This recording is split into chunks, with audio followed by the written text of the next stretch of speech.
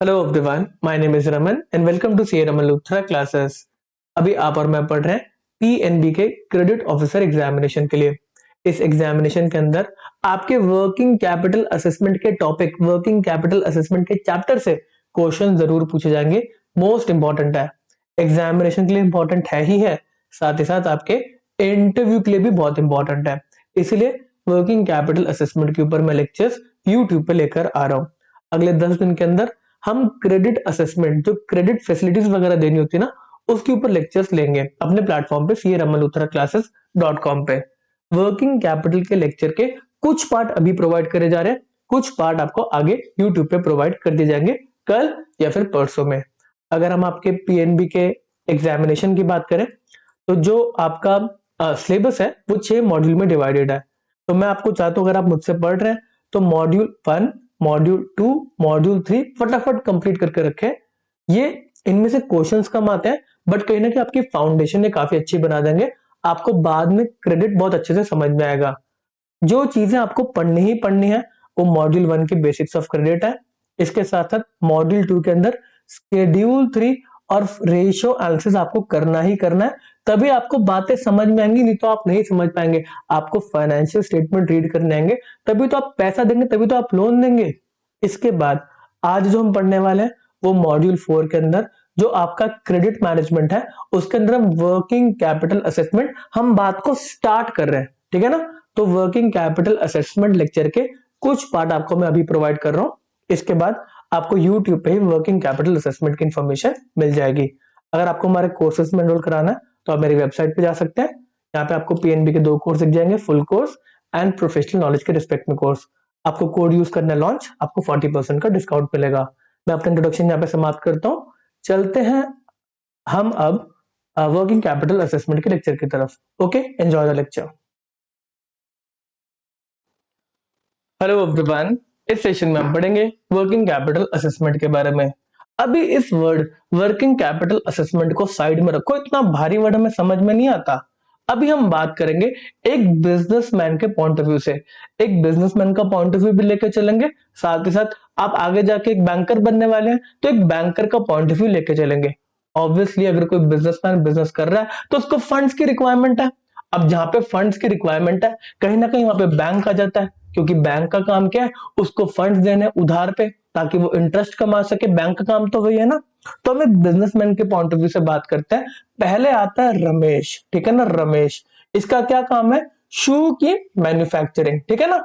इसके बाद रमेश का एक भाई है सुरेश, और ये क्या करता है? शूज की ट्रेडिंग करता है। सुरेश के पास कोई काम नहीं था तो रमेश ने बोला मेरी शू की मैन्युफैक्चरिंग है तो तू मेरे से शूज परचेज कर लेकर और इसको मार्केट में बेच के पैसा वैसा थोड़ा सा कमा लेकर।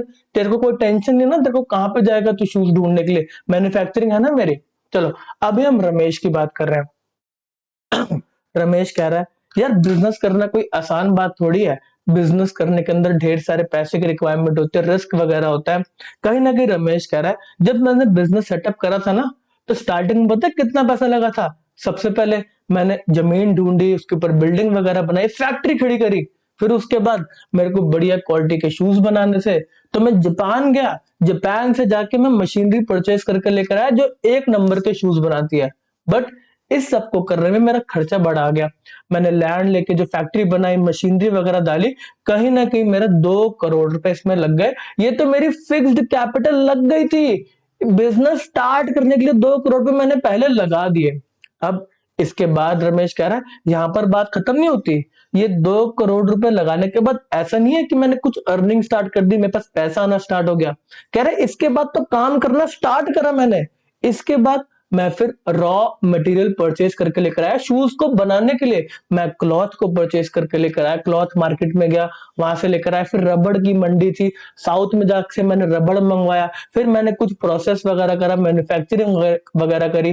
फिर इसके बाद जाके एक शू मेरा बाहर निकल कर आया और फिर जाके मैंने उसको मार्केट में बेचा और मैंने कुछ 100-200 रुपए कमाए। हालांकि यहाँ पर जो बैचेस वगैरह बनते हैं, नंबर ऑफ शूज बनते हैं वो काफी ज्यादा होते हैं। तो रमेश थोड़ा सा 1 यूनिट के बारे में बात कर रहा है, हम 1000 यूनिट या फिर 10,000 यूनिट की बात करते हैं। तो मोटा मोटी रमेश कह रहा वो 2 करोड़ रुपए तो साइड है जो मैंने बिजनेस जब स्टार्ट करा था तब लगाए थे। बट इस पर्टिकुलर बिजनेस को रनिंग में रखने के लिए मेरे को ये रॉ मटेरियल, क्लॉथ, रबड़ वगैरह परचेज बार बार करना पड़ता है। फिर उसके ऊपर मैन्युफैक्चरिंग का प्रोसेस करता हूँ, फिर मेरे शूज बन के आते हैं, फिर जाके मैं इसको डिस्ट्रीब्यूट करता हूँ। अलग अलग शूज की जो शॉप है होलसेल वाली, उनको जाके डिस्ट्रीब्यूट करता हूँ, और फिर वो कुछ टाइम के बाद मेरे को पेमेंट करते हैं। तो रमेश कह रहा है कि पता है प्रोसेस करने में मेरे 1 करोड़ रुपए लग जाता है। 1 करोड़ रुपए का रबड़ और क्या कहते हैं क्लॉथ वगैरह आता है, और क्या कहते हैं कुछ दिन के बाद जाके जिसको मैंने शूज बेचे ना, वो मेरे को मिला मिलू के सारे 1.2 करोड़ रुपीज की पेमेंट वापस करते हैं। मैं 20 लाख रुपए एक पर्टिकुलर प्रोसेस से कमा लेता हूँ। बट रमेश कह रहा है ये प्रोसेस मेरे को बार बार करना पड़ता है, ठीक है ना। ये प्रोसेस ऐसा नहीं है कि एक बार हो गया 20 लाख रुपए कमा लिए काम खत्म, फिर ये मेरे को पेमेंट करेंगे, फिर मैं जाऊंगा मार्केट में फिर से क्लॉथ परचेज करूंगा, फिर से रबड़ परचेज करूंगा, फिर मैन्युफैक्चरिंग का प्रोसेस रन करूंगा, फिर उसके बाद फिर मैं डिस्ट्रीब्यूट करूंगा शूज को मार्केट में जाके, और फिर मैं क्या कहते हैं पैसा फिर से अर्न करके लेकर आऊंगा। तो यहाँ पर एक बैंकर आता है रमेश के पास। हाँ जी रमेश जी, आपको बिजनेस वगैरह कर रहे हैं, आपको तो पैसे की रिक्वायरमेंट रहती है, हमारा काम पैसे देने का है। तो रमेश बता रहा है कि जब स्टार्टिंग के अंदर 2 करोड़ रुपए चाहिए थे, तो मेरे पास तो 1 ही करोड़ था, तो मैं बिजनेस कैसे स्टार्ट करता। तो कह रहा है उस समय एक बैंकर ने मेरी हेल्प करी और मेरे को 1 करोड़ रुपए का लोन दिया। मुद्दे की बात है, ये जो 1 करोड़ रुपए का लोन देने का तरीका था, वो एक टर्म लोन की फॉर्म में था। ऐसा नहीं है कि रमेश केपेबल था कि इस 1 करोड़ रुपए को वो 1 महीने के अंदर, 2 महीने के अंदर, या फिर 12 महीने के अंदर रिटर्न कर दे, ठीक है ना। मतलब मान ले तो उसकी अर्निंग उतनी ज्यादा नहीं है। मुद्दे की बात है कि ये जो पैसा होता है ये बहुत टाइम के बाद आप रिटर्न कर पाते हैं, इसमें टाइम लग जाता है। तो यहाँ पे टर्म लोन दिए जाते हैं 3 साल या फिर 5 साल के लिए, डिपेंडिंग अपॉन आप कितना पैसा कमा रहे, कितना आपके कैश फ्लोज वगैरह है। इसके बाद बैंक कह रहा है देखो ये जो आपने बिजनेस सेटअप करा है, इसके लिए तो हमने आपको टर्म लोन दे दिया, धीरे धीरे आप रीपे करते रहना। फिर यहाँ पे बैंकर कह रहा है जो आप ये रेगुलर प्रोसेस कर रहे हैं, वर्किंग का प्रोसेस कर रहे हैं, मैन्युफैक्चरिंग का प्रोसेस कर रहे हैं, इसके अंदर भी तो आपके 1 करोड़ रुपए इन्वेस्टेड है, तो हम यहाँ पे भी आपको कुछ लोन दे सकते हैं। आज ये वर्किंग कैपिटल असेसमेंट के ऊपर हम डिस्कशन को स्टार्ट कर रहे हैं। ये वर्किंग कैपिटल ही तो है, काम करने की कैपिटल है ना 1 करोड़ रुपए, इसके ऊपर कितना लोन बैंक दे सकते हैं उसके ऊपर हम डिस्कशन को स्टार्ट कर रहे हैं। मुद्दे की बात है, आज हम असेसमेंट नहीं करेंगे, वर्किंग कैपिटल के असेसमेंट आज हम नहीं करेंगे। आज की डिस्कशन, इस लेक्चर की डिस्कशन सिर्फ वर्किंग कैपिटल के ऊपर रहेगी। सर हमें वर्किंग कैपिटल के बारे में सब कुछ पता है, हम शेड्यूल 3 का लेक्चर देख कर आए, हम रेशियो एनालिसिस का लेक्चर देख कर आए, हमें पता है वर्किंग कैपिटल क्या होता है, current asset less current liability, यही वर्किंग कैपिटल का आपका मतलब है। तो हमारा लेक्चर यहाँ पे खत्म होता है, हमें तो वर्किंग कैपिटल पता है, हम नेक्स्ट लेक्चर में आएंगे। नहीं नहीं नहीं, ऐसी बात नहीं है, वर्किंग कैपिटल के ऊपर थोड़ी सी एडवांस लेवल की बात यहाँ पे करी जाएगी।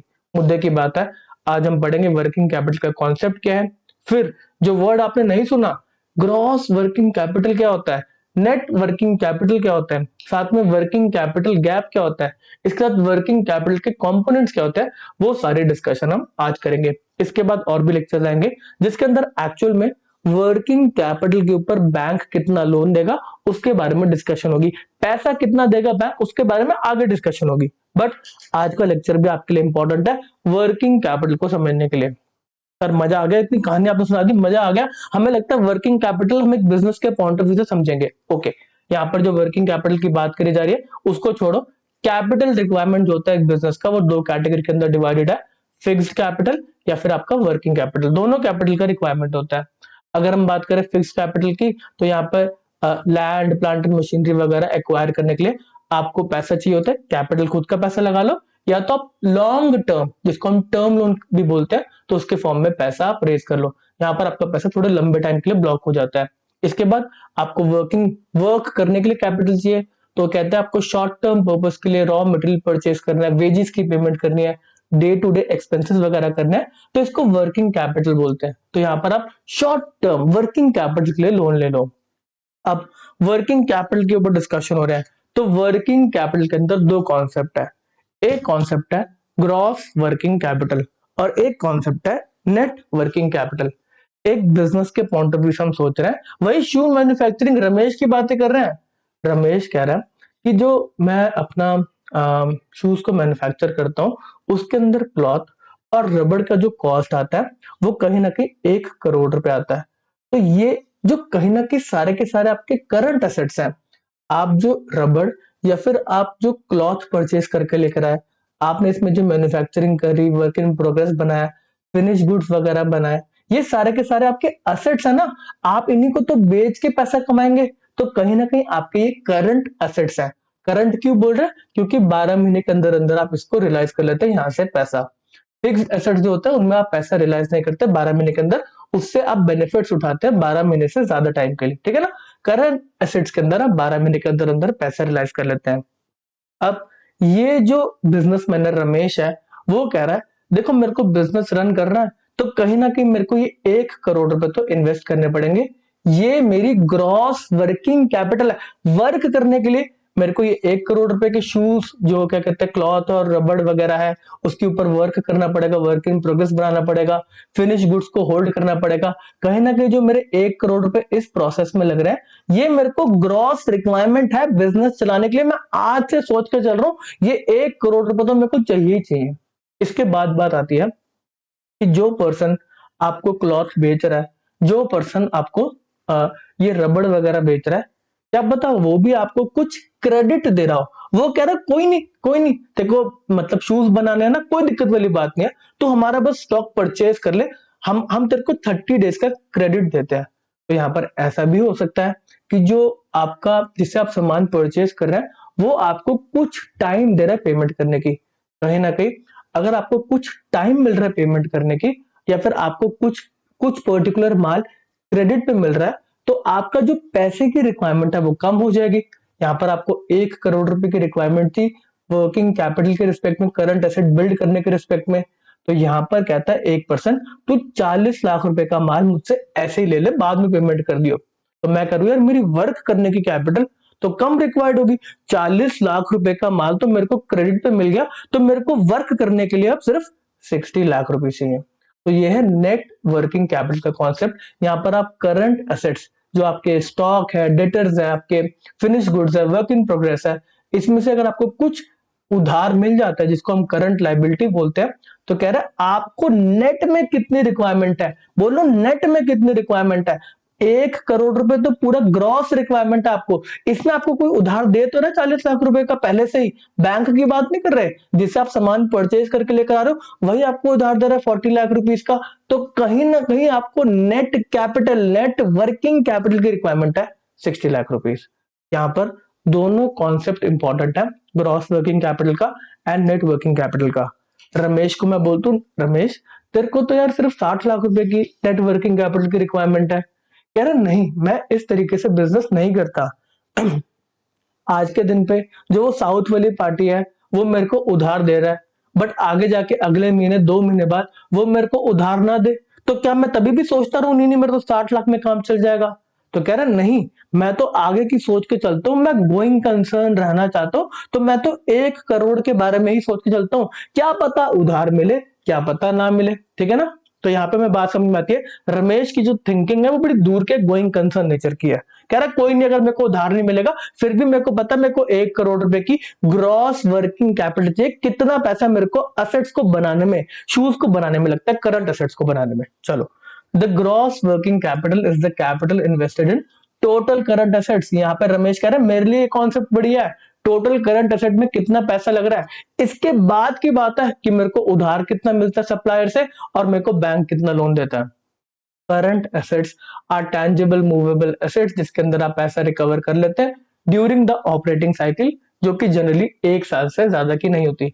अच्छा, ऑपरेटिंग साइकिल, जो भी आप रॉ मटेरियल परचेज करके लेकर आए, उसके बाद आपने मैन्युफैक्चरिंग वगैरह करी, और उसके बाद आपने जब उसको बेचेंगे, जब वो कैश रियलाइज हो जाएगा, वो एक आपकी ऑपरेटिंग साइकिल होती है। आपका पैसा जब लगा और जब वो रियलाइज हो गया, ऑपरेट करता ना साइकिल आ गई, आपने पैसा लगाया, ये घूम के कब तक रियलाइज हो गया, उसको ऑपरेटिंग साइकिल बोलते हैं। जनरली ये 1 साल से ऊपर की नहीं होती, ठीक है ना। आप अगर कोई वेजिटेबल सेलर की बात ले लें, तो जो सुबह सुबह आपके वेजिटेबल परचेज करके लेकर आता है और वो शाम को बेच के निकल जाता है, तो उसकी जो ऑपरेटिंग साइकिल है वो 1 दिन की है। सुबह खरीदेगा, शाम को बेच के निकल जाएगा। वही अगर आप एग्रीकल्चर प्रोड्यूस जो करता है, जो फार्मर है, उसकी ऑपरेटिंग साइकिल 1 साल की होती है। वो पहले क्या कहते हैं, सीड्स को सो करेगा वगैरह सारा काम करेगा, तो उसको 1 साल लग जाता है जो क्रॉप है उसको हार्वेस्ट करने में, ठीक है ना। तो उसकी जो ऑपरेटिंग साइकिल है वो 12 महीने की होगी। चलो सर, हमें समझ में आ रही थोड़ी थोड़ी बात, ठीक है जी। अब यहाँ पे जो ग्रॉस वर्किंग कैपिटल का कॉन्सेप्ट है वो कहीं ना कहीं एंटरप्राइज को बताता है कि आपको correct amount of working capital की कितनी रिक्वायरमेंट हो सकती है, मैक्सिमम टू मैक्सिमम। कह रहा है मैनेजमेंट को कहीं ना कहीं बताता है कि आपके टोटल करंट एसेट के अंदर कितना पैसा इन्वेस्टेड है। इसके बाद कहते हैं नेट वर्किंग कैपिटल का कॉन्सेप्ट आता है। कह रहा है हाउएवर जो भी नेट वर्किंग कैपिटल का कॉन्सेप्ट है कि इसमें असेट्स आपके कितने फंडेड है ऑलरेडी। कह रहे हैं हाँ जी, आपको 1 करोड़ रुपए की तो रिक्वायरमेंट है सारे के सारे raw material work in progress करने के लिए। कहीं ना कहीं कह रहे हैं इसमें से 40 लाख रुपीज तो ऑलरेडी फंडेड है आपका, आपको उधार मिल रखा है। जो बैलेंस 60 लाख बचा है इसी पे तो आपको और उधार दिया जाएगा। तो यहाँ पे नेट वर्किंग कैपिटल का जो कॉन्सेप्ट है वो बताता है कि जो आपके असेट्स हैं वो किस तरीके से फंडेड है, कितने फंडेड वगैरह है, ठीक है ना। How the assets are funded in a narrow sense the term working capital refers to, जो नेट वर्किंग कैपिटल है यहाँ पर कहीं ना कहीं आपको बता रहे करंट एसेट्स कितने ज्यादा है आपके करंट लाइबिलिटी से, the difference between current assets less current liability. अगर हम इसके बारे में और डिस्कशन करें नेट वर्किंग कैपिटल का, तो कहीं ना कहीं आपको बताता है कि आप अपने जो ऑपरेटिंग एक्सपेंस है, शॉर्ट टर्म लाइबिलिटीज है, उनको आप कितने अच्छे से मीट कर सकते हैं। देखा जाए तो अगर आपका शॉर्ट टर्म की देनदारी 1 करोड़ रुपए है और आपके पास कहीं ना कहीं एसेट्स पड़े हुए हैं, करंट एसेट्स पड़े हुए हैं, ये आपने उधार ले रखा है मार्केट में और आपके पास 2 करोड़ रुपए के एसेट्स पड़े हुए हैं, आपको पेमेंट्स वगैरह लेनी भी है, आपके पास स्टॉक भी पड़ा हुआ है। तो कहीं ना कहीं जो आपकी देनदारी है शॉर्ट टर्म की वो कहेगी हम अच्छे से फंडेड है, मतलब इसको 2 करोड़ रुपए मिलने हैं, इसने हमारे 1 करोड़ रुपए देने हैं, तो इसके पास सरप्लस पैसा पड़ा है 1 करोड़ रुपए का हमारी पेमेंट करने के बाद। वहीं अगर इस पर्सन के पास 50 लाख रुपीज के असेट्स होते, स्टॉक होते हैं, बैड डेट वगैरह हो गया, इसकी देनदारी है 1 करोड़ रुपए की, तो ये घबराएगा, जो जिन्होंने पैसा इसको दे रखा है वो घबराएंगे, इसके पास तो करंट एसेट्स ही नहीं है, तो ये हमारी पेमेंट वगैरह कैसे करेगा। तो कहीं ना कहीं आपकी वर्किंग कैपिटल बताती है कि आप अपने ऑपरेटिंग एक्सपेंस एंड जो टर्म शॉर्ट टर्म लाइबिलिटीज है उनको अच्छे से मेट कर पाएंगे या फिर नहीं। अगर आपकी वर्किंग कैपिटल प्लस पॉजिटिव में जितनी ज्यादा है उतना जो आपके शॉर्ट टर्म के जिन्होंने आपको पैसा दे रखा है वो खुश रहेंगे, हाँ जी हमारे को पेमेंट वगैरह आ जाएगी। इस केस के अंदर आपकी net working capital 1 crore rupees positive है, बढ़िया जी, मजा आ गया। इस केस के अंदर जहां पे आपके 50 लाख के करंट एसेट्स हैं और 1 करोड़ की शॉर्ट टर्म लाइबिलिटीज है, करंट लाइबिलिटीज है, उस केस के अंदर आपकी वर्किंग कैपिटल -50 लाख है। तो यहाँ पर तो कह रहे करंट लाइबिलिटीज कह रहे हैं इसके पास तो करंट एसेट्स ही नहीं है, हमारी पेमेंट कहां से करेगा, तो यहाँ पर दिक्कत की बात है, मुद्दे की बात है। इन पर्टिकुलर सिनेरियो के अंदर जो बिजनेस के ओनर होते हैं ना वो कहते हैं घबराने की बात नहीं है, ठीक है इस बार हमारा बिजनेस अच्छे से परफॉर्म नहीं कर पाया, हमारे जो असेट्स निकल कर आए, करंट असेट्स जो निकल कर आए ना, शूज बेकार निकल कर आ गई, मशीनरी ने अच्छे से काम नहीं करा, हमारा जो अभी स्टॉक निकल कर आया उसकी 50 लाख की ही वैल्यू है, कोई दिक्कत नहीं, हम यहाँ पर पैसा इन्फ्यूज कर देते हैं, हम अपनी कैपिटल बढ़ा देते हैं। तो कहीं ना कहीं इस पर्टिकुलर केस के अंदर जो ओनर्स हैं वो अपनी कैपिटल 2 करोड़ 1 करोड़ पे बिजनेस में डाल देते हैं और कहते हैं आप पेमेंट लो, कोई दिक्कत वाली बात नहीं है, अगले बिजनेस अगली साइकिल के अंदर हम पैसा कमा लेंगे, ठीक है ना। चलो ये तो थोड़ी सी हमने आगे की बात कर ली, अभी हम वर्किंग कैपिटल के ऊपर डिस्कशन कर रहे हैं, तो हमें ग्रॉस कॉन्सेप्ट और हमें नेट वर्किंग कैपिटल का कॉन्सेप्ट समझ में आना चाहिए। चलो यहाँ पर थोड़ी सी हाई लेवल की बात है, समझेंगे। नोट क्या है, working capital is the excess of long term funds over long term use, काफी एमसीक्यूज में पूछा जाता है, कॉन्सेप्ट समझेंगे। यहाँ पर आपके सामने है बैलेंस शीट, ठीक है ना, बैलेंस शीट यहाँ पे कैपिटल एंड लाइबिलिटी लिखते हैं और यहाँ पे हम असेट्स लिखते हैं। मुद्दे की बात है बैलेंस शीट का क्या मतलब है कि आपने पैसा लगाया बिजनेस के अंदर, उससे आपने असेट्स खरीदे होंगे, ऐसा तो नहीं पैसा बड़ा रहेगा, आप उससे असेट्स वगैरह परचेज करेंगे। तो यहाँ पर आपने मान लेते हैं 1 करोड़ रुपए की कैपिटल लगाई, बिजनेस स्टार्ट करने के लिए 1 करोड़ रुपए लगाया और आपने करंट लाइबिलिटीज ले ली 50 लाख रुपीज की, आपके ट्रेड पेबल्स हैं, आपके क्रेडिटर्स हैं, उधार वगैरह ले लिया ना स्टॉक परचेज करने के लिए, और यहाँ पे आपने असेट्स लगाए 80 लाख रुपीज के, फिक्स्ड असेट, ठीक है ना, फिक्स्ड असेट्स आपके 80 लाख रुपीज के, और आपके जो करंट असेट्स हैं वो कितने हो गए 70 लाख रुपीज के। बैलेंस शीट मैच करके ना 150 लाख यहाँ पे, 150 लाख यहाँ पे।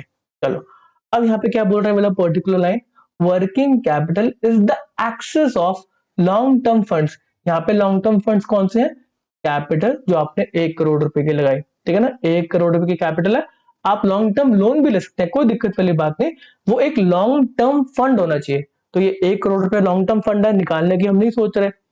इसके बाद कह रहा है ये जितना भी लॉन्ग टर्म यूजेस से ज्यादा है वो आपकी वर्किंग कैपिटल रिप्रेजेंट करता है? इसका क्या मतलब है? मैंने कहा ये 1 करोड़ रुपए तो मेरे लॉन्ग टर्म फंड है, मेरे जो लॉन्ग टर्म के यूज है, मतलब मेरे फिक्स्ड एसेट है ना, मैंने जो लॉन्ग टर्म पैसा यूज कर लिया, इसमें से 80 लाख रुपीस के मैंने फिक्स्ड एसेट्स परचेज कर लिए, मतलब मैंने लॉन्ग टर्म के लिए उसको यूज कर लिया। तो कहीं ना कहीं जो इसका डिफरेंस है 20 लाख रुपीस का, आपने इसको मतलब शॉर्ट टर्म यूज में डाला होगा, जो कि करंट एसेट्स होते हैं, आपने स्टॉक वगैरह परचेज करा होगा। तो कह रहे हैं ये भी तो एक तरीका है बताने का कि आपकी वर्किंग कैपिटल कितनी है, आपने अपने लॉन्ग टर्म जो फंड से उसमें से कितना लॉन्ग टर्म यूज करा है, उसका जो भी डिफरेंस है मतलब वो वर्किंग कैपिटल में चला गया। ठीक है जी। अगर हम वर्किंग कैपिटल को यहाँ पे कंप्यूट करें, करंट एसेट्स आपके कितने हैं? 70 लाख रुपीस के। करंट लाइबिलिटीज आपकी कितनी है? 50 लाख रुपीस की। इतना डिफरेंस क्या है? Working capital.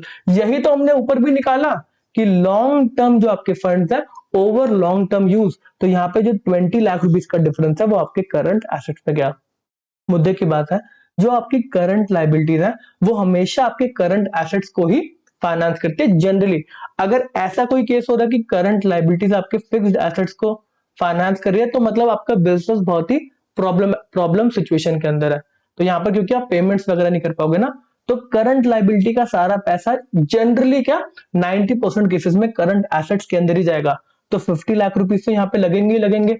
उसके बाद 20 लाख रुपीज जो लॉन्ग टर्म फंड्स मेरे पास एक्स्ट्रा था वो भी मेरे करंट एसेट्स में है, तभी तो मेरी करंट रेशियो फिर वर्किंग कैपिटल जो है वो पॉजिटिव रहेगी। करंट एसेट्स अगर मैं सारे के सारे छोटी शॉर्ट टर्म लाइबिलिटी से परचेज कर लूंगा तो मेरी वर्किंग कैपिटल तो कहीं ना कहीं जीरो होगी ना।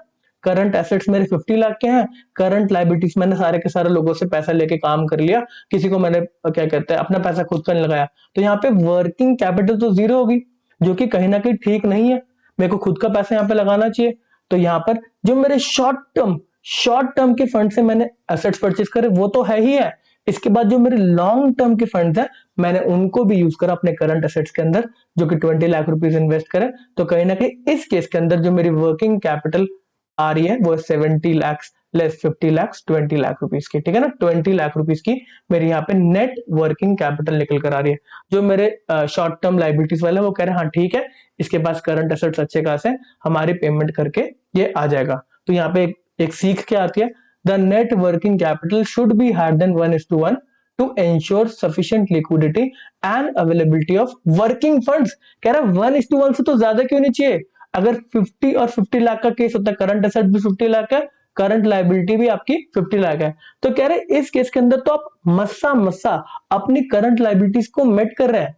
कह रहे अगर इससे ज्यादा आपके पास होगा तभी तो आपके पास सफिशिएंट लिक्विडिटी है। इस केस में अगर आपके पास 70 लाख और 50 लाख की आपके पास पेमेंट देनी है, तो कह रहे तभी तो आपके पास 20 लाख रुपए का सफिशिएंट पैसा रहा ताकि आप वर्क वगैरह आगे कर सके, आपके जो क्रेडिटर्स हैं वो कहीं ना कहीं सेफ रहेंगे।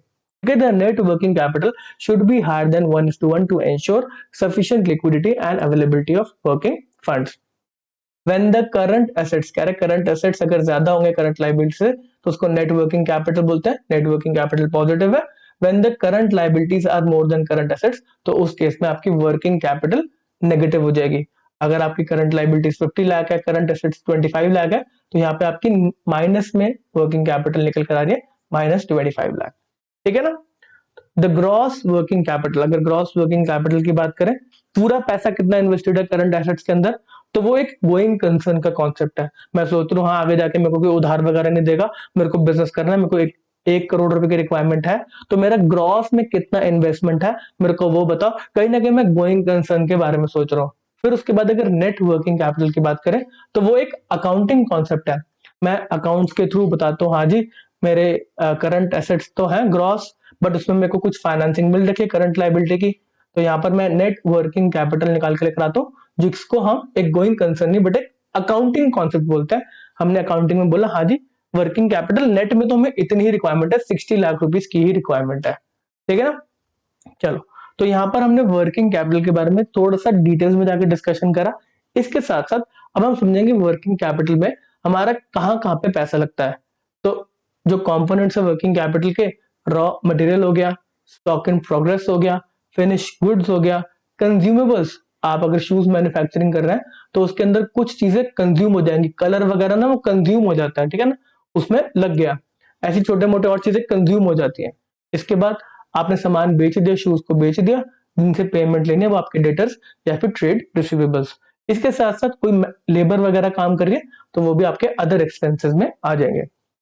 चलो, आपका इलेक्ट्रिसिटी वगैरह सारी की सारी चीजें इसमें आ जाती हैं। Working capital is not something static, ऐसा नहीं है। आपके अगर बिजनेस ग्रो करता रहेगा तो वहां पे वर्किंग कैपिटल की रिक्वायरमेंट भी ग्रो करती रहेगी। आप मान के चले आपके घर के पास जो ग्रोसरी स्टोर है उसके अंदर वर्किंग कैपिटल 50 लाख की लगती है। वहीं अगर आप आईटीसी की बात करें वहां पर हजारों करोड़ की वर्किंग कैपिटल है, ठीक है ना। चलो, the other factor that influences the need of working capital in a business, nature of business कैसा है। फॉर एग्जांपल अगर मैं सर्विस वगैरह दे रहा हूँ तो सर्विस के अंदर कोई वर्किंग कैपिटल की रिक्वायरमेंट नहीं होती। मैं सर्विस दे तो क्या वर्किंग कैपिटल, मैं थोड़ा ना कुछ परचेज वगैरह करके लेकर आ रहा हूँ। तो नेचर ऑफ बिजनेस पे बहुत डिपेंडेंट है। सर्विस के केस के अंदर जनरली आपकी वर्किंग कैपिटल की रिक्वायरमेंट नहीं होती, बट किसी केस के अंदर आप वर्किंग कैपिटल के बारे में भी सोच सकते हैं सर्विसेज के अंदर। फॉर एग्जाम्पल अगर आपकी मैन पावर सप्लाई की सर्विसेज है तो आप जिसको मैन पावर सप्लाई कर रहे हैं, फॉर एग्जांपल आप गार्ड वगैरह प्रोवाइड कर रहे हैं, तो आप बिजनेसेस को गार्ड प्रोवाइड करते हैं और जो बिजनेस है वो आपको 2 महीने के बाद पेमेंट करते हैं, ठीक है ना। तो उनका कॉन्ट्रैक्ट 2-2 महीने में रिन्यू होता है या फिर 3 महीने में रिन्यू होता है।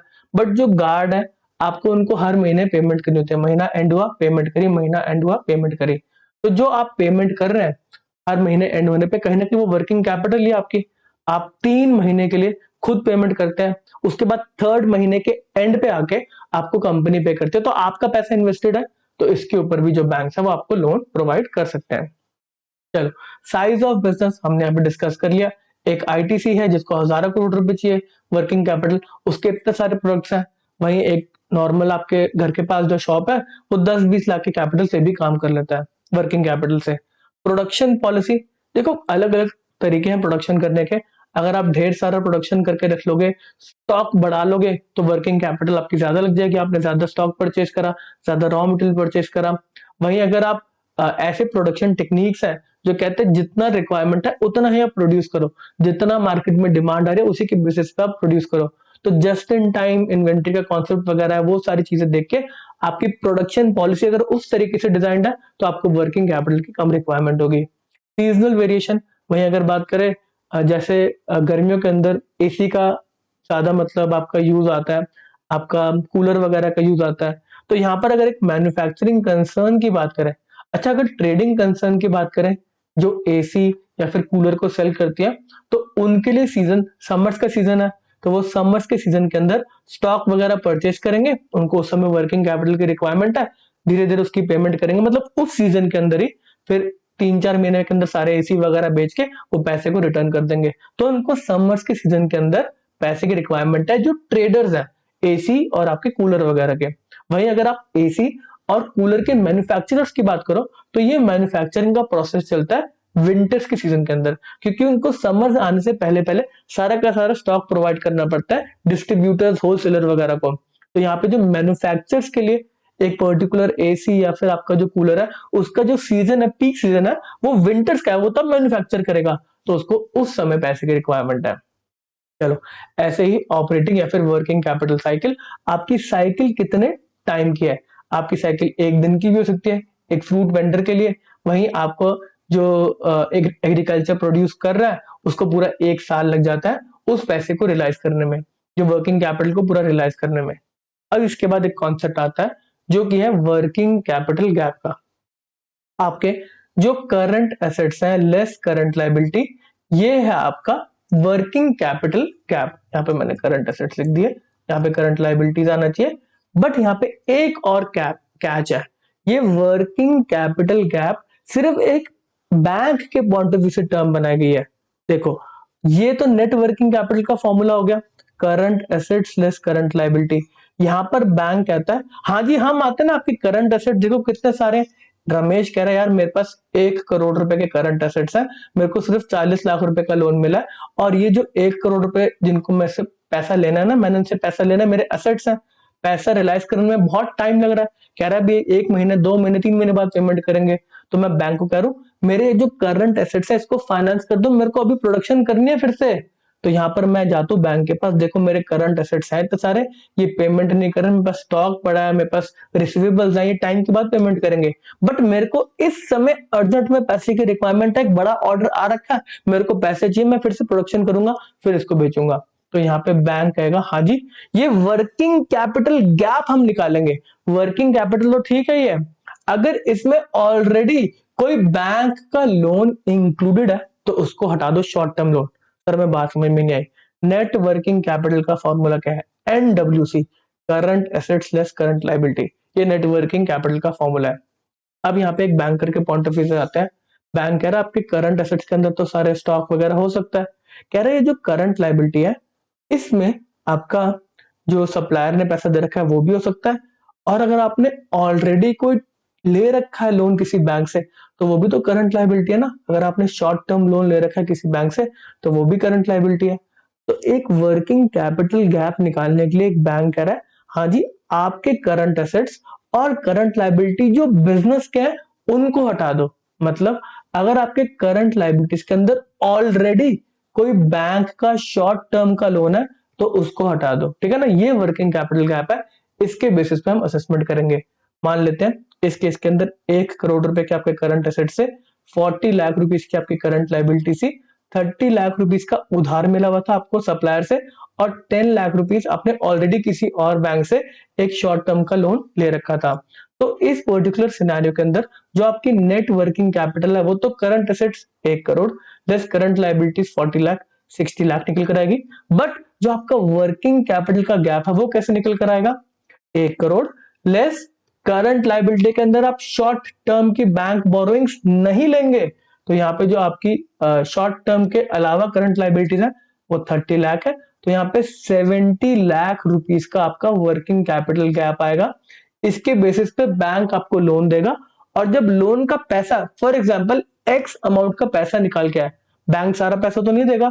फॉर एग्जांपल इस केस में बैंक बोलता है आपका वर्किंग कैपिटल गैप है 70 लाख रुपीस का, इसमें से हम 50 लाख रुपीस का बैंक फाइनेंस कर सकते हैं, जिसमें से ऑलरेडी आपने 10 लाख रुपीस का लोन एक बैंक से ले रखा है, तो हम आपको जो फाइनेंस कर सकते हैं वो बैलेंस 40 लाख रुपीस कर सकते हैं।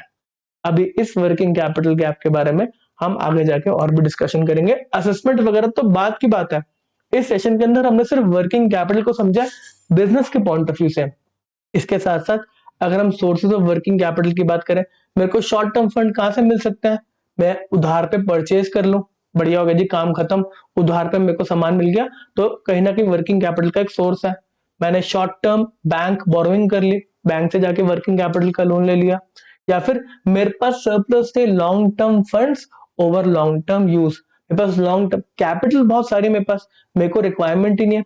फॉर एग्जाम्पल मेरे पास 1 करोड़ रुपए की कैपिटल है, मेरे फिक्स एसेट्स आए 50 लाख रुपीस के, और मेरे को 50 लाख रुपीस ही चाहिए अपने करंट एसेट्स के लिए, मेरे को शूज बनाने के लिए। तो मेरे को यहाँ पे कोई भी बैंक की रिक्वायरमेंट है ही नहीं, मैं अपने लॉन्ग टर्म फंड्स जो एक्स्ट्रा है उनसे ही मैंने अपने करंट एसेट सारे के सारे फाइनेंस कर लिए, मैंने अपनी वर्किंग कैपिटल फाइनेंस कर ली। तो surplus of long term funds over long term uses. इसके बाद शॉर्ट टर्म बोरोइंग आप बैंक से भी कर सकते हैं, इसके अलावा भी आप शॉर्ट टर्म बोरोइंग कर सकते हैं, डायरेक्टली लोगों से जाके पैसा मांग सकते हैं। इसमें कमर्शियल पेपर आप इश्यू कर सकते हैं, या फिर नॉन कन्वर्टेबल डिबेंचर्स होते हैं जो 1 साल की मेच्योरिटी के लिए होते हैं। आप अपने फ्रेंड्स या फिर रिलेटिव से लोन मांग लो, हाँ जी मेरे को क्या कहते हैं, जो कभी पैसा देते नहीं है वैसे, बट आप उनसे भी जाके पैसा मांग लो कि हाँ जी हमें शूज वगैरह मैन्युफैक्चरिंग करनी है, उसके लिए कुछ पैसे की रिक्वायरमेंट है, जरा आप दोगे, हम शूज परचेस करके लेकर आएंगे, 1 महीने में बेच देंगे, 1 महीने में आपको पैसा रिटर्न कर देंगे। तो आप उस तरीके से भी अपनी वर्किंग कैपिटल को फाइनेंस कर सकते हैं। तो इस सेशन में हमने सिर्फ ये समझा कि वर्किंग कैपिटल क्या होता है, gross working capital, net working capital और वर्किंग कैपिटल गैप क्या होता है, यही चीजें अभी आपको समझनी है। हम ग्रॉस वर्किंग कैपिटल की बात करें तो टोटल करंट एसेट्स TCA, अगर बात करें नेट वर्किंग कैपिटल की तो current assets less current liability, अगर हम बात करें वर्किंग कैपिटल गैप की तो current assets less current liability, और इस करंट लायबिलिटीज में आपको शॉर्ट टर्म बैंक की बोरोइंग को हटाना है। ये है आपका working capital, working capital gap, ठीक है ना, वर्किंग कैपिटल गैप। ये तीनों कॉन्सेप्ट ही आज आपको समझने थे। इसके बाद हम बिजनेस के पॉइंट ऑफ व्यू से और बात करेंगे, आगे जाके और बातें डिस्कस करेंगे। ऑपरेटिंग साइकिल कैसे निकाली जाती है, अलग अलग मेथड्स क्या है वर्किंग कैपिटल असेसमेंट करने के। तो इस छोटे से इंट्रोडक्शन सेशन को यहाँ पे समाप्त करते हैं। मिलेंगे आपसे अगले पार्ट में। Okay tata, bye bye. Hello everyone, अभी आप और मैं पढ़ रहे हैं वर्किंग कैपिटल असेसमेंट के बारे में। प्रीवियस सेशन के अंदर हम वर्किंग कैपिटल के कुछ कॉन्सेप्ट्स को पढ़ के आए थे, चाहे वो ग्रॉस वर्किंग कैपिटल हो, चाहे नेट वर्किंग कैपिटल क्या है उसके ऊपर डिस्कशन हो, या फिर वर्किंग कैपिटल गैप क्या होता है। इस सेशन में हम वर्किंग कैपिटल के एक और की कॉन्सेप्ट को पढ़ेंगे, जो कि है ऑपरेटिंग साइकिल का। अभी ऑपरेटिंग साइकिल क्या होती है, हम डिस्कशन को स्टार्ट करते हैं। तो ऑपरेटिंग साइकिल और कुछ नहीं, आपका जो बिजनेस का ऑपरेशन है, जब आप उसमें पैसा लगाते हैं, उस पर्टिकुलर पॉइंट से लेके अल्टीमेटली आपको वापस पैसा कब मिलता है, उसको ऑपरेटिंग साइकिल बोलते हैं। आप फॉर एग्जांपल, हमने लास्ट लेक्चर के अंदर रमेश की एक शू की फैक्ट्री लगाई थी। अब रमेश के बिजनेस की ऑपरेटिंग साइकिल क्या है, शू मैन्युफैक्चरिंग करता है तो वो रॉ मटेरियल परचेज करके लेके आता है, क्लॉथ परचेज करता है, या फिर वो रबर वगैरह परचेज करता है तो वो रॉ मटेरियल को परचेज करके लेके आता है। यहां से इसकी ऑपरेटिंग साइकिल स्टार्ट हो जाती है। पैसा लगता है ना इसके अंदर, इसका पैसा लग गया रॉ मटेरियल परचेज करने में। इसके बाद ये रॉ मटेरियल को कुछ टाइम के लिए होल्ड करेगा। ऐसा तो नहीं है कि प्रोडक्शन वाला बंदा रॉ मटेरियल ट्रक से उतर रहा है और तभी शूज बनाने स्टार्ट कर दे। तो कुछ टाइम तक तो होल्ड करना पड़ेगा, धीरे धीरे इसको यूज करेगा, फिर आपका वर्क इन प्रोग्रेस में जाएगा, प्रोडक्शन वगैरह होगी, अल्टीमेटली फिर फिनिश गुड्स बन के आएंगे। इस वर्क इन प्रोग्रेस में भी टाइम लगेगा, प्रोडक्शन करने में भी टाइम लगेगा। फिर जब फिनिश गुड्स बन जाएंगे तो उसको भी कुछ टाइम तक होल्ड करना पड़ेगा। ऐसा तो नहीं है कि फिनिश गुड्स बन के आ गए और बाहर कस्टमर लड़ाइयां कर रहे हैं, नहीं नहीं मेरे को दो मेरे को दो, और कि हाँ जी आपको तो फटाफट पैसे मिल जाएंगे, रियलाइजेशन हो जाएगी कैश की। ऐसा नहीं है। फिनिश गुड्स बनने के बाद यहाँ पे इनको डिस्ट्रीब्यूट करवाना पड़ता है अलग अलग होलसेलर्स के पास, और फिर वो होलसेलर्स आपको अपने टर्म्स के हिसाब से पेमेंट करते हैं। तो रॉ मटेरियल के टाइम पे आपका कैश लगा, पैसा लगा, और फिर बाद में आपको जो पैसा रियलाइज हुआ, आपने जब सामान बेचा उनसे, तो इसके बीच में जो टाइम लगा वो ऑपरेटिंग साइकिल है। आपको अगर एक बिजनेस की वर्किंग कैपिटल नीड्स को जानना है तो आपको उस एंटिटी की ऑपरेटिंग साइकिल को समझना पड़ेगा। इस केस के अंदर या फिर मैन्युफैक्चरिंग एंटिटीज के केस के अंदर वर्किंग कैपिटल ज्यादा लगती है, क्योंकि ये ऑपरेटिंग साइकिल बड़ी होती है, ये डेज के हिसाब से निकाली जाती है। आपने रॉ मटेरियल को होल्ड करके रखा 5 दिन के लिए, वर्क इन प्रोग्रेस इस पे काम चला आगे 10 दिन के लिए, फिर फिनिश गुड्स बन गए, उसको होल्ड करके रखा 10 दिन के लिए क्योंकि बिक नहीं रहे थे। बिकने के बाद जब बिक गए, फिर जो डेटर्स हैं जिनको आपने बेचा, उन्होंने पेमेंट दी आपको 5 दिन में, तो कहीं ना कहीं काफी टाइम के लिए आपका पैसा ब्लॉक हो गया। यही ऑपरेटिंग साइकिल है, और इसी ब्लॉक्ड पैसे के ऊपर आपको फंडिंग की रिक्वायरमेंट होती है, ठीक है ना। जब आपका अल्टीमेटली पैसा रियलाइज हो जाता है, आप जब सेल करते हैं, तो फिर से आप रॉ मटेरियल परचेज करने में उस पैसे को लगाते हैं, फिर से प्रोडक्शन वगैरह करते हैं, फिर से फिनिश गुड्स बनाते हैं, फिर से सेल करते हैं, फिर पैसा आता है, फिर रॉ मटेरियल में भाग जाते हैं, फिर प्रोडक्शन करते हैं, फिर फिनिश गुड्स बनाते हैं। तो कहीं ना कहीं ये साइकिल चलती रहती है। हम इसको ऑपरेशन की साइकिल या फिर ऑपरेटिंग साइकिल या फिर वर्किंग साइकिल बोलते हैं। अगर हम एग्जाम्पल है किसी ट्रेडिंग एंटिटी का, तो कहीं ना कहीं उनकी ऑपरेटिंग साइकिल थोड़ी सी छोटी होती है, इसलिए उनको वर्किंग कैपिटल नीड कम होती है। अगर हम एग्जाम्पल है किसी ऐसी एंटिटी का जो एफएमसीजी में है, फास्ट मूविंग कंज्यूमर गुड, तो उनको फटाफट गुड्स बना के भेजने होते हैं, तो कहीं ना कहीं उनका पैसा भी जल्दी रिलीज हो जाता है। तो वहां पर वर्किंग कैपिटल की रिक्वायरमेंट कम है, क्योंकि ऑपरेटिंग साइकिल 2 दिन की है, 3 दिन की है। आपके घर के पास जो एक फ्रूट सेलर है, उसकी दुकान अच्छी खासी है, बड़ी दुकान है, तो उसकी बात करें तो वो सुबह सुबह मंडी से फ्रूट आता है उसका, और शाम तक सारा फ्रूट बेच के वो चला जाता है। टर्नओवर उसका 2 करोड़ रुपए के आसपास होगा, बट उसकी वर्किंग कैपिटल की रिक्वायरमेंट बहुत ही कम होगी, जितना वो डे का परचेस करता है। फॉर एग्जाम्पल, वो रोज 50,000 रुपीज का फ्रूट परचेस करता है, शाम को वो 60,000 के फ्रूट्स बेचता है और निकल जाता है। तो उसकी वर्किंग कैपिटल रिक्वायरमेंट तो 50,000 ही है, उसकी ऑपरेटिंग साइकिल क्योंकि सिर्फ 1 दिन की है, एक ही दिन में वो सुबह पैसा लगाता है और शाम को उसका पैसा रियलाइज हो जाता है, ठीक है ना। चलो, अब हम ऑपरेटिंग साइकिल को थोड़ा और डिटेल में समझेंगे रमेश को बताने के लिए कि उसके बिजनेस की ऑपरेटिंग साइकिल क्या है। चलो, the need for working capital arises due to time gap between commencement of production and realisation of cash from sale. मुद्दे की बात है, टाइम गैप है ना, जब आप प्रोडक्शन स्टार्ट करेंगे और अल्टीमेटली जब कैश मिल जाएगा उसके बीच में काफी दिन है, तो वही वर्किंग कैपिटल नीड को अराइज करता है। The duration from the purchase of raw material through production to finish goods and to sales, फिर उसके बाद sales realisation is the time period for which working capital funds are required. Must once sale proceeds are received in cash, जब sale होगी पैसा मिल गया, फिर आप क्या करेंगे, फिर आप रॉ मटेरियल को परचेज करेंगे, फिर आप ताकि आप अपनी प्रोडक्शन को कंटिन्यू कर सके, फिर उस प्रोसेस को रिपीट करते रहेंगे। इसलिए इसको एक साइकिल बोलते हैं, ऑपरेशंस की साइकिल। मजा आ गया। अब हम बात करने वाले हैं रमेश की फैक्ट्री के बारे में। रमेश जानना चाहता है मेरे जो बिजनेस की ऑपरेटिंग साइकिल है वो कितने डेज की है। मेरे को एकदम डिटेल में बताओ कि पूरा ड्यूरेशन क्या है, चाहे रॉ मटेरियल आ रहे हैं उसको कितने टाइम तक आप होल्ड कर रहे हैं, फिर प्रोडक्शन कितने टाइम में हो रहा है, फिर फिनिश गुड्स कितने टाइम में बिक रहे हैं, फिर उसके बाद मेरे जो डेटर्स हैं, ट्रेड रिसीवेबल है जिनको मैं माल भेज रहा हूँ, उधार पे बेच रहा हूँ, वो कितने टाइम में मेरे को पैसा दे रहा है, वो सारे इंफॉर्मेशन रमेश मांग रहा है। तो सबसे पहली बात स्टार्ट होती है रॉ मटेरियल से। मुद्दे की बात है रॉ मटेरियल को कितने टाइम तक होल्ड करा जा रहा है आपके पास जब आ रहा है। तो रमेश का जो स्टोर मैनेजर है जिसके पास रॉ मटेरियल आता है, तो उसको बुलाया, बोल रहे हैं हाँ जी आपके पास रॉ मटेरियल कितने टाइम तक पड़ा रहता है।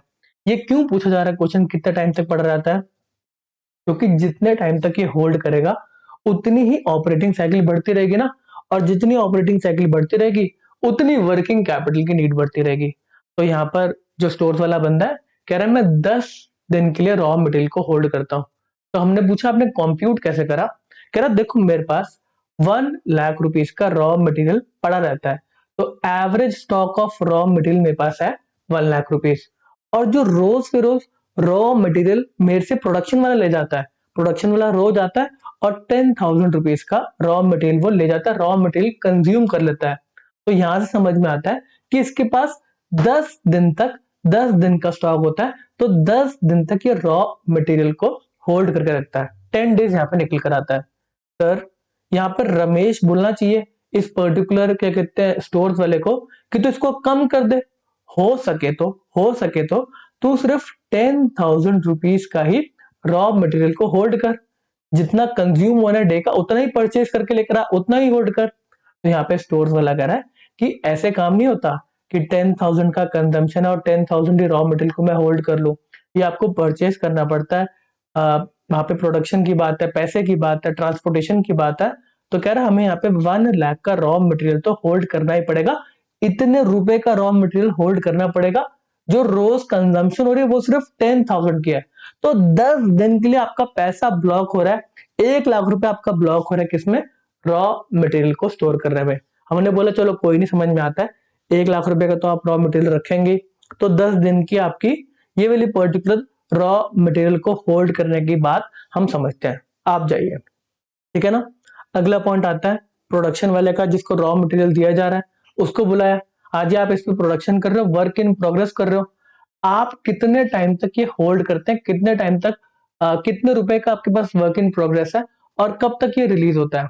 या तो देखो हमारा काम थोड़ा सा डिफिकल्ट है और बड़ा भी है प्रोसेस, प्रोडक्शन वगैरह करनी होती है, लेबर काम करते हैं, ढेर सारा काम होता है, मशीनरी चलती है। तो हमारे पास जो वर्क इन प्रोग्रेस है वो 4 लाख रुपीज का है, और हर रोज हम कितने रुपए का शू बना देते हैं। 10,000 का रॉ मटेरियल तो आ रहा है और साथ ही साथ हम 10,000 पे ऊपर से खर्च करते हैं, उस पर लेबर बैठते हैं, ढेर सारा प्रोडक्शन का काम होता है, तो हम 20,000 रुपीज का डेली प्रोडक्शन करते हैं। हमारे पास 4 लाख रुपीज का सामान पड़ा है वर्क इन प्रोग्रेस, जो भी शूज बने नहीं है, इन प्रोसेस है, और 20,000 रुपीज का हम रोज बनाते हैं। तो कहीं ना कहीं ये प्रोसेस जो वर्किंग कैपिटल का प्रोसेस है ये 20 दिन तक चलता है ना, मतलब रोज 20,000 का बना रहे हैं और 4 लाख का सामान पड़ा हुआ है, रोज 20,000 का बना रहे हैं, 4 लाख का पड़ा हुआ है, तो मतलब वर्क इन प्रोग्रेस कहीं ना कहीं 20 डेज तक चलता है, 20 डेज तक चलता है। समझ में आती है ना बात। 20,000 रुपए का रोज बन रहा है, 4 लाख रुपए का इनके पास average stock of work in progress पड़ा रहता है, तो मतलब इसको रोटेट होने में 20,000 रोटेट होने में 20 डेज लगाते हैं। 20 डेज में आपने 20,000 रुपीज का एक बार वर्क इन प्रोग्रेस करा, ये अल्टीमेटली बनेगा कब फिनिश गुड? 20 डेज के बाद। समझ में आती है बात? ठीक है सर, हमें थोड़ा थोड़ा आइडिया लग रहा है। इसके बाद गुड्स आते हैं फिनिश गुड्स बनने के लिए। तो फिनिश गुड्स वाले को बोला, अच्छा मुद्दे की बात है, यहाँ पर जो फॉर्मूला, अगर आप फॉर्मूला के थ्रू समझना चाहते हैं, तो average stock of work in progress आप कितना होल्ड कर रहे हैं? 4 लाख रुपीज। और average daily cost of production कितना, कितना प्रोड्यूस कर रहे हैं। अब वर्क इन प्रोग्रेस को हमेशा प्रोडक्शन से आप कंपेयर करते हैं, क्योंकि यहाँ पर फैक्ट्री में काम चल रहा है और फैक्ट्री हमेशा प्रोडक्शन से रिलेटेड होती है। इसके बाद अगर फिनिश गुड्स की बात करें, तो फिनिश गुड्स वाले को बुलाया, जो आखिरी वाला स्टोर है जिसके पास फिनिश गुड्स पड़े हुए हैं। तो बोला, हाँ जी आप बताइए, आप हमारे फिनिश गुड्स को कब तक स्टोर करके रखते हैं, कब तक बिकते हैं ये? तो वो कह रहा जी मेरे पास 6 लाख रुपीज का 6 लाख रुपीज का मेरे पास फिनिश गुड्स का स्टॉक पड़ा हुआ है। और कह रहा जी हमारे इस गुड की मार्केट में अभी डिमांड नहीं है, तो मैं रोज के रोज जो मैं बेचता हूं गुड्स, वो 10,000 की कॉस्ट के होते हैं। यहाँ पे सेलिंग प्राइस की बात नहीं चल रही। सेलिंग प्राइस की बात क्यों नहीं चल रही? क्योंकि यहाँ पे जो फिनिश गुड्स का आपका स्टॉक है, उसको आप कॉस्ट पे वैल्यू करते हैं, कॉस्ट पे वैल्यू करते हैं। तो कहीं ना कहीं इसको कंपेयर करा जाएगा, जो आप सेल कर रहे हैं उसकी कॉस्ट क्या है? इसको क्या बोलते हैं? तो इसको हम बोलते हैं कॉस्ट ऑफ गुड्स सोल्ड। ठीक है ना? आप एवरेज रोज का रोज कितनी सेल्स कर रहे हैं, उस सेल करने की कॉस्ट क्या है। आप कोई शूज बेच रहे हैं 900 रुपीज का, तो उसकी कॉस्ट क्या है? 600 की। हम इससे कंपेयर करेंगे, क्योंकि आपके पास जो फिनिश गुड्स का स्टॉक पड़ा हुआ है वो भी कॉस्ट पे ही है। ऐसे तो जो फिनिश गुड्स का स्टॉक है हम उसको मार्केट प्राइस पर लिख देते, तो वो तो गलत चीज है। अपनी बुक्स पे हम फेयर वैल्यू पे दिखाते हैं, जो कि हमें कॉस्ट पे दिखाना पड़ता है। हम मार्केट प्राइस पे नहीं दिखा सकते जब तक वो बिक नहीं जाता। तो मुद्दे की बात है, यहाँ पर हम कंपेयर करेंगे average stock of finish goods इसके पास रहता है 6 लाख रुपीज का, और रोज के रोज ये जो कॉस्ट ऑफ गुड्स सोल्ड कर रहा है डेली, वो 10,000 रुपीज की है।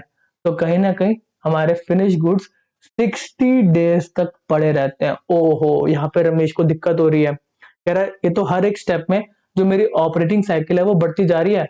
रॉ मटेरियल वाला सिर्फ 10 दिन होल्ड कर रहा है, वर्क इन प्रोग्रेस वाला 20 दिन में काम करके दे रहा है, फिनिश गुड्स वाले को इतना टाइम लग रहा है, 60 डेज तक वो फिनिश गुड्स को बेचता रहता है। इसके बाद जब बिक भी जाते हैं, तो उसके बाद अल्टीमेटली पैसा रियलाइज कब होता है? सेल तो होगी, तो क्रेडिट में सेल कितनी हो रही है वो भी देखनी है। तो यहाँ पे हमारे कितने डेटर्स हैं? कह रहा हमारे टोटल डेटर्स हो गए 10 लाख रुपीज के डेटर्स हैं, 10 लाख रुपीज के डेटर्स हैं। हम बोल रहे हैं हर रोज के रोज कितनी सेल कर रहे हो तुम, जो क्रेडिट की, कितने टाइम में 10 लाख रुपए रियलाइज होंगे? तो कह रहा है जी हम हर रोज 50,000 रुपीज की सेल कर रहे हैं क्रेडिट की। तो मतलब कहीं ना कहीं आप 20 डेज का क्रेडिट दे रहे हैं। 10 लाख रुपीज के आपके एवरेज डेटर्स हैं, और आप 50,000 रुपीज जो आपके डेटर्स हैं वो कैसे आएंगे? क्रेडिट सेल, उधार की सेल करो ना डेली, वो बता रहे हो। हर रोज आप 50,000 रुपीज की सेल कर रहे हो और 10 लाख रुपए इकट्ठे हो गया, मतलब 20 दिन का क्रेडिट है ना। आप 50,000 एक दिन दे रहे हो, फिर अगले दिन 50,000 दे रहे हो, ऐसे 20 डेज तक अगर आप उधार दोगे तो 10 लाख रुपए के डेटर्स तभी तो बने होंगे। तो इसको निकालने का तरीका क्या है? 10 लाख, आपका एवरेज डेटर्स कितने हैं, इसको अगर आप डिवाइड कर देंगे, जो आप डेली क्रेडिट सेल कर रहे हैं, तो इससे आपके जो एवरेज कलेक्शन पीरियड है कि डेटर्स आपको कब तक पैसा देते हैं वो निकल कर आ जाएगा। ठीक है ना? तो यहाँ पे आपके 20 डेज निकल कर आ गए। इसके बाद आता है पेमेंट पीरियड। ऐसा तो नहीं है कि आप भी सुधरे हुए हैं, आप भी टाइम से पेमेंट कर देते हैं। आप जो रॉ मटेरियल परचेज करके लेके आए, क्या पता आपने उसको पेमेंट ना करी हो, तो उस केस के अंदर आप अपने क्रेडिटर्स को भी देखोगे, क्रेडिटर्स को भी देखेंगे। तो यहाँ पर हमारा एवरेज बैलेंस ऑफ क्रेडिटर्स, हम पेमेंट ही नहीं करते, हम धीरे धीरे पेमेंट करते हैं। तो हमारी 5 लाख रुपए की पेमेंट्स अभी बची हैं, जो हमारे एवरेज क्रेडिटर्स रहते हैं। और हम डेली कितना परचेज करके ले आते हैं उधार पे? तो कह रहे जी हम 5,000 रुपए का सामान या फिर 5,000 रुपए का सामान उधार पे परचेज करके ले आते हैं। तो कहीं ना कहीं आपका ये 100 डेज तो बहुत ज्यादा हो गया, ज्यादा हो गया है। इसको आप मान लेते हैं 50,000 कर लेते हैं आपके एवरेज क्रेडिट परचेज। हालांकि आप इसको दूसरे वाले जो पहले के एग्जाम्पल थे उससे कंपेयर मत करना, अभी अपने आप ही फिगर बना दिया, तो ये भी 10 डेज निकल कर आ रहा है। ठीक है ना? तो आपकी मोटा मोटी ऑपरेटिंग साइकिल क्या है? आपने कितने टाइम पैसा ब्लॉक रखा रॉ मटेरियल के अंदर, फिर उसके बाद वर्क इन प्रोग्रेस के अंदर, फिर आपने फिनिश गुड्स के अंदर कितना देर पैसा स्टॉक रखा, कितना ब्लॉक रहा, आपको एक्चुअल में जो पेमेंट रिसीव हुई कितने टाइम के बाद रिसीव हुई, लेस आपने कितने टाइम के बाद खुद पेमेंट करी। तो यहाँ पर अगर हम वर्किंग कैपिटल की बात करें तो ऑपरेटिंग साइकिल की बात करें 10 डेज रॉ मटेरियल का, 20 डेज आपका वर्क इन प्रोग्रेस का प्रोडक्शन का, उसके बाद 60 डेज आपने फिनिश गुड्स को होल्ड करा, फिर उसके बाद 20 डेज लगाया आपने आपके डेटर्स ने पेमेंट करने के लिए। इसमें से आप लेस कर देंगे क्योंकि क्रेडिटर्स को तो आपको पे करना है ना, तो आपने ये आपकी ऑपरेटिंग साइकिल तो थी, इतना पैसा आपका ब्लॉक हो रहा था, बट इसमें से लेस कर रहे हैं कि आपने तो पेमेंट ही नहीं करी, जो आपने परचेजेस करे थे उसके आपने पेमेंट ही नहीं करी, उसको लेस कर दो। तो कह रहे हैं हाँ यार मैंने जो पेमेंट नहीं करी उसमें पैसे नहीं लगे मेरे, तो यहाँ पर मैंने 10 दिन के लिए उनको पे नहीं करा, तो ऑपरेटिंग साइकिल में से 10 डेज माइनस भी हो गए। तो कहीं ना कहीं जो आपकी ऑपरेटिंग साइकिल निकल कर आती है वो है 100 डेज की। तो 100 डेज में आपके पैसे जब लगते हैं वो अल्टीमेटली 100 डेज के बाद रियलाइज होते हैं, ठीक है ना। तो आपके रॉ मटेरियल में भी पैसे लगते हैं, प्रोडक्शन करने में भी पैसे लगते हैं, इस फिनिश गुड्स को होल्ड करने में भी पैसे लगते हैं ना, वो सारे के सारे इंक्लूड करके आपके 100 डेज का टाइम निकल कर आता है। तो एक 100 डेज के बाद आपके पैसे रियलाइज होते हैं। अगर एक साल की बात करें तो एक साल के अंदर आपकी 3 साइकिल्स ऑपरेटिंग साइकिल तो पूरी चल जाएंगी, उसके बाद वो नेक्स्ट ईयर के अंदर ओवरलैप कर जाएंगे ना। तो 100 डेज की आपकी एक ऑपरेटिंग साइकिल है। समझ में आती है बात? चलो अब इसी रिस्पेक्ट के अंदर हम एक चीज अपने रेशियो एनालिसिस के चैप्टर में भी पढ़ के आ चुके हैं, वो है आपकी इन्वेंट्री या फिर टर्नओवर एक्टिविटी रेशियोज। हम एक्टिविटीज रेशियो को डिटेल में पढ़ के आ चुके हैं, तो उन्होंने भी एक तरीका बताया आपको कि आप ये जो स्टोरेज पीरियड है, कलेक्शन पीरियड है, इन्वेंट्री का जो होल्डिंग पीरियड है, वो आप किस तरीके से निकाल सकते हैं। तो अब यहाँ पे आपका ऑपरेटिंग साइकिल का कॉन्सेप्ट समाप्त होता है बट इसको अब हम लिंक कर रहे हैं आपके रेशियो एनालिसिस के एक्टिविटी रेशियो के चैप्टर से। समझ में आती है बात? अगर आप रॉ मटेरियल को होल्ड करने की बात करें तो इसको निकालने का तरीका एक और है। हम सिर्फ एक रेशियो को डिस्कस करेंगे क्योंकि ये सारे के सारे रेशियोज ऑलरेडी डिस्कस्ड है। कौन से रेशियो को डिस्कस करें? इन्वेंट्री वाली कर लेते हैं, इन्वेंट्री वाली से आप थोड़ा सा ज्यादा रिलेट कर पाएंगे। चलो इन्वेंट्री वाली रेशियो से हम यहाँ पर डिस्कस करते हैं। इन्वेंट्री टर्नओवर रेशियो क्या होता है? हमने फिनिश गुड स्टोरेज पीरियड या फिर इन्वेंट्री की होल्डिंग पीरियड निकाल ली थी, यहाँ पे 60 डेज निकाल ली थी ना, कि आपका average stock of finish goods कितना रहता है, उसके साथ साथ आप रोज रोज कितना बेच रहे हैं, ये फॉर्मूलाज आपको याद करने पड़ेंगे। ओके, अब हम जाते हैं इसकी रेशियो एनालिसिस में। जो हमने एक्टिविटी रेशियो पढ़ी थी वहां पे भी आपका इन्वेंट्री होल्डिंग पीरियड निकालना सिखाया था, वो तरीका टोटली डिफरेंट है निकालने का, उसको समझते हैं। उन्होंने क्या बोला था, तो उन्होंने एक रेशियो निकलवाई थी, इन्वेंट्री टर्नओवर रेशियो ये इन्वेंट्री टर्नओवर रेशियो क्या होता है? तो यहां पर हम किसी और चीज के बारे में डिस्कशन करते हैं। इन्वेंट्री टर्नओवर रेशियो आपको बताती है कि आप ऑन एन एवरेज कितना इन्वेंट्री को होल्ड करते हैं और उसके कॉरस्पॉन्डिंग कितने कॉस्ट ऑफ गुड्स सोल्ड आप बेच देते हैं। आप कितनी इन्वेंट्री को होल्ड कर रहे हैं उसके कॉरस्पॉन्डिंग आप कितनी सेल कर रहे हैं कितनी कॉस्ट ऑफ गुड्स बेच रहे हैं। पढ़ते हैं इसको, इसको समझने की कोशिश करते हैं। मैं 1 लाख रुपए की इन्वेंट्री को होल्ड करता हूँ, ऑन एन एवरेज 1 लाख रुपए की इन्वेंट्री को होल्ड करता हूँ, और जो मेरे कॉस्ट ऑफ गुड्स सोल्ड है वो है 10 लाख रुपीज। तो यहाँ पे इन्वेंट्री टर्नओवर रेशियो आता है 10 टाइम्स का। ये 10 टाइम्स क्या बताता है? जितनी आप इन्वेंट्री होल्ड कर रहे हैं उसके ऑन एन एवरेज 10 टाइम्स आप सेल कर रहे हैं। 1 लाख रुपए की इन्वेंट्री होल्ड करी, उसको आपने 10 बार घुमाया, 10 टाइम्स 10 बार घुमाया। वही अगर आपको कोई बोले आपकी इन्वेंट्री टर्नओवर रेशियो 100 टाइम्स है, अगर आप इस केस में करें, अच्छा मतलब यही है इन्वेंट्री आपको कम से कम होल्ड करनी है ताकि आपकी वर्किंग कैपिटल की नीड्स कम रहे, वर्किंग कैपिटल की फंडिंग की रिक्वायरमेंट कम रहे। यहीं पे अगर आपकी 10 लाख रुपए की सेल है और आप सिर्फ 10,000 रुपीज की इन्वेंट्री होल्ड करते हैं, तो यहाँ पे आपकी इन्वेंट्री टर्नओवर रेशियो आएगी 100 टाइम्स। ये क्या बताती है? आपने सिर्फ 10,000 की इन्वेंट्री को कितनी बार घुमाया, कितनी बार आपने सेल करा। आप सिर्फ होल्ड करते 10,000 रुपए की इन्वेंट्री को, एवरेज इन्वेंट्री, और उसके बदले आपने 10 लाख रुपए की सेल कर दी। मतलब आपका जो सामान बिक रहा है वो फटाफट बिक रहा है, इन्वेंट्री जो पड़ी है फटाफट बिक रही है, फटाफट बिक रही है। तो जितनी इन्वेंट्री टर्नओवर रेशियो ज्यादा उतना बढ़िया, ये रेशियो एनालिसिस बताता था। ये रीड करने का, फाइनेंशियल स्टेटमेंट्स को रीड करने का तरीका, हम उसकी फाइनेंशियल स्टेटमेंट बैलेंस शीट बैठ के देख रहे हैं, हम देख रहे हैं इन्वेंट्री तो इसने कम होल्ड कर रखी है, ज्यादा पैसा इन्वेंट्री में ब्लॉक नहीं कर रखा, और सेल बड़ी ज्यादा इसकी। तो हम कह रहे हैं क्या बात है, काफी कम इन्वेंट्री में इतना ज्यादा सेल कर रहे हो, मतलब इन्वेंट्री आपकी फटाफट बिकती रहती है। तो एक हम इससे एनालाइज करते हैं, इसकी इन्वेंट्री तो ठीक है, बिक जाती है, कोई दिक्कत वाली बात नहीं है। अब इस इन्वेंट्री टर्नओवर रेशियो से हम होल्डिंग पीरियड निकालते हैं। अगर हम यहाँ पे बोलते हैं कि तेरी जो इन्वेंट्री है वो एक साल के अंदर 10 टाइम्स बिक जाती है, ये रेशियो का मतलब यही है इस 10 लाख डिवाइडेड बाय 1 लाख से, कि 10 बारी तेरी रेशियो, तेरी जो इन्वेंट्री है वो बिक जाती है। तो इस केस के अंदर अगर हम डेज की बात करें तो मतलब कितने दिनों में तेरी इन्वेंट्री बिक जाती है एक बार, फिर तेरे को नई इन्वेंट्री खरीदनी पड़ती है। तो सीधी सीधी बात है, अगर इसकी एक साल में 10 बार इन्वेंट्री बिक रही है तो टोटल साल के अंदर 360 डेज है। इसको डिवाइड कर दो 10 से, जो भी आपकी इन्वेंट्री टर्नओवर रेशियो है उससे डिवाइड कर दो, तो इसका मतलब आ जाएगा, डेज आ जाएंगे, कितने डेज में आपकी इन्वेंट्री बिक रही है, मतलब 36 डेज के अंदर आपकी इन्वेंट्री बिक जाती है। ठीक है ना। तो ये भी इन्वेंट्री को होल्ड करने का एक फॉर्मूला है। आपने पहले इन्वेंट्री टर्नओवर रेशियो निकाली और फिर उसको डेज से डिवाइड कर दिया, 360 divided by inventory turnover ratio, तो यहाँ पे भी आपका इन्वेंट्री होल्डिंग पीरियड आ जाएगा। इस पर्टिकुलर फॉर्मूला में भी आपका इन्वेंट्री होल्डिंग पीरियड ही निकल कर आया था, बट आपने इसको निकाला थोड़े अलग तरीके से। यहाँ पर आपने बोला आप ऑन एन एवरेज कितने रुपए का स्टॉक होल्ड कर देते हैं, आज ही मैं 1 लाख रुपए का स्टॉक होल्ड करता हूँ।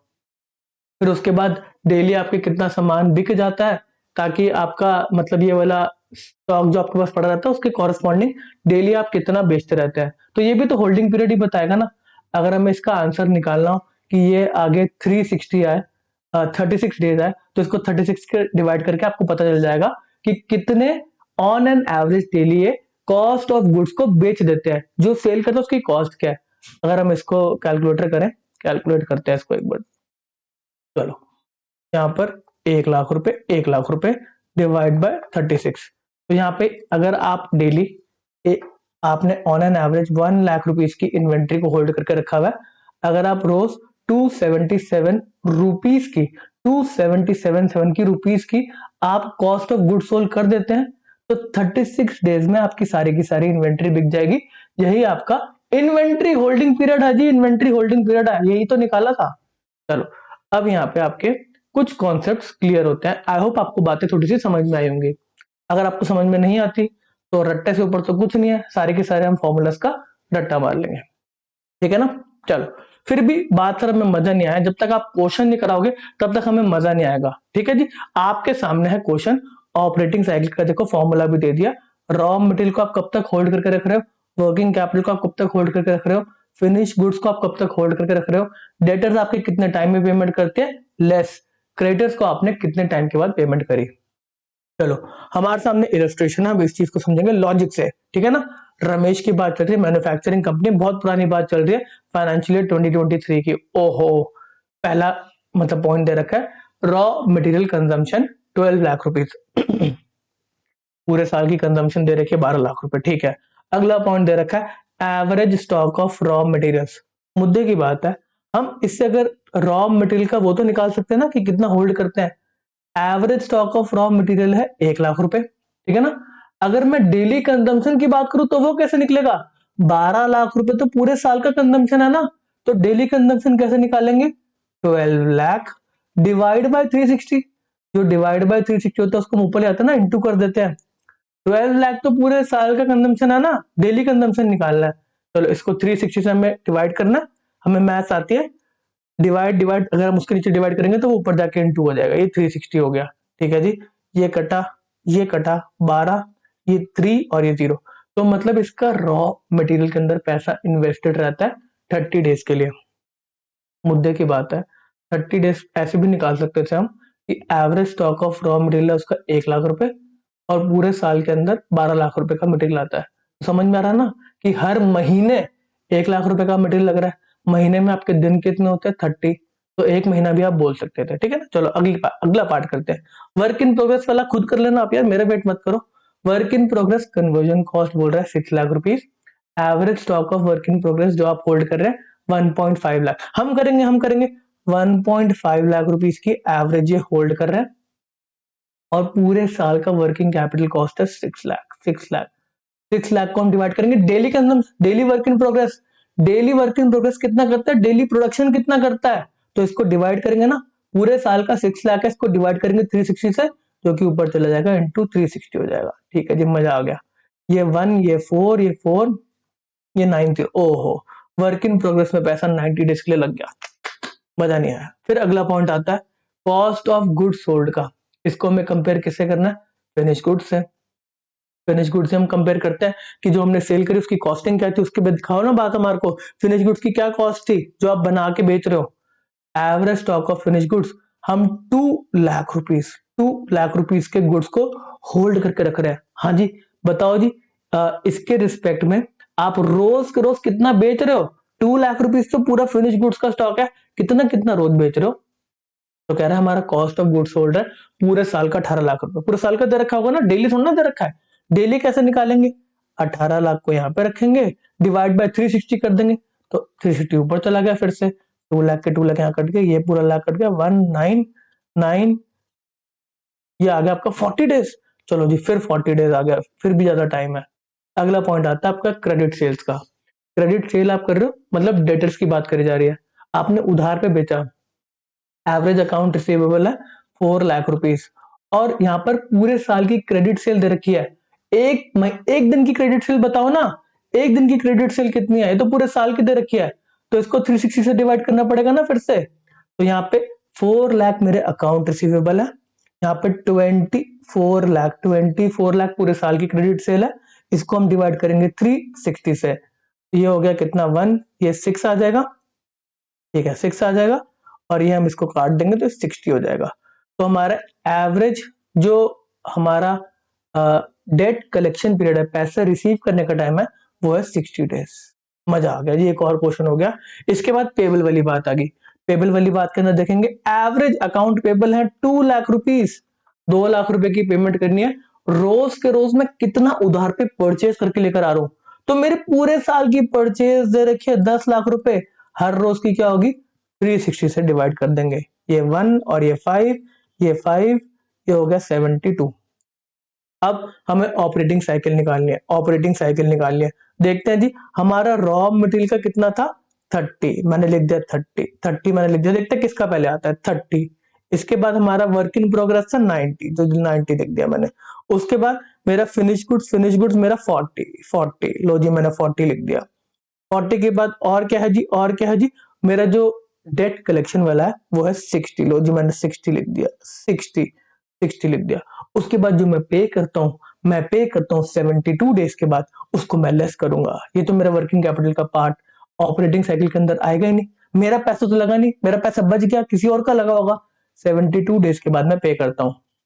चलो अब इसको ऐड करते हैं, 30 plus 90 plus 40 plus 60 plus less 72। चलो जी, इसको कर लेते हैं, इस इधर से ही कर लेते हैं। तो ये आपका 100 हो गया, 100 में से आपका 72 चला गया, तो कितना आ जाएगा? 28 आ जाएगा। 28 प्लस 120, 90 प्लस 30, तो ये 120 प्लस 28, 148। मजा आ गया जी, 148 डेज की आपकी ऑपरेटिंग साइकिल है। यही क्वेश्चन है मैक्सिमम जो क्वेश्चन हो सकता है। इसके अलावा आपको क्वेश्चन आ सकते हैं एक्टिविटी रेशियो से, अगर आपसे वो स्पेसिफिकली किसी एक पर्टिकुलर पॉइंट के अंदर एक्टिविटी रेशियो के थ्रू आपसे वो कलेक्शन का पीरियड मांग ले, फिनिश गुड्स का या फिर इन्वेंट्री का। इन्वेंट्री फिनिश गुड्स तो एक ही हो गया, आपके डेट का या फिर आपके क्रेडिट के टाइम पीरियड का। ठीक है ना, तो मेरे को लगता है इसके बाहर का क्वेश्चन आपके एग्जामिनेशन में नहीं आ सकता। आपकी जो यहाँ पे ऑपरेटिंग साइकिल निकल कर आई है होगी ना 148 डेज होगी ना, आई थिंक सो। ठीक है, आई थिंक सो ठीक होगी, कोई दिक्कत वाली बात नहीं है। ओके जी, ओके जी, ओके जी। और हमारा क्वेश्चन, हमारा जो ऑपरेटिंग साइकिल का कॉन्सेप्ट है वो मोटा मोटा यहाँ पे समाप्त होता है। एक क्रिटिकल टॉपिक है वो पढ़ लेते हैं, यहाँ पे क्या लिखा गया है। ऑपरेटिंग साइकिल बेस्ड इवैल्यूएशन, ये हेल्प क्या करता है आपको? Comparing each component of working capital cycle.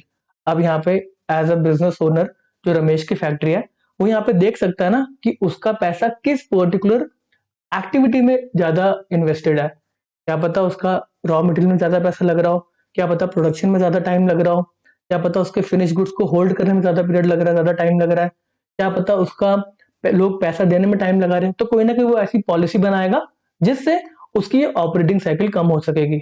वो एक पिन पॉइंट कर सकेगा, कहेगा फिनिश गुड्स में ज्यादा टाइम लग रहा है तो बोलेगा हाँ जी जल्दी जल्दी बेचो। कि भाई अगर पेमेंट्स नहीं आ रही टाइम से तो बोलेगा आप पॉलिसी बनाओ कि पेमेंट हमारे को 2 दिन में चाहिए, नहीं तो आप हमारे साथ बिजनेस मत करो।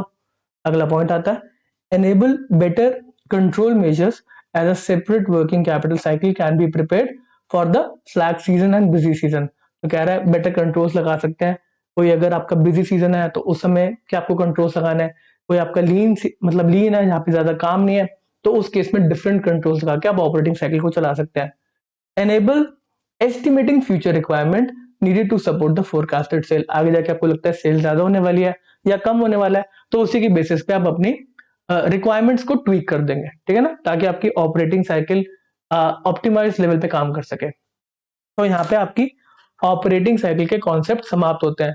अगला सेशन मोस्ट इंपॉर्टेंट सेशन है आपके एग्जामिनेशन का, जिसमें हम पैसे की बात करने वाले हैं। अब आप बैंकर बनेंगे, अब आप वर्किंग कैपिटल रिक्वायरमेंट के बारे में डिस्कशन करेंगे।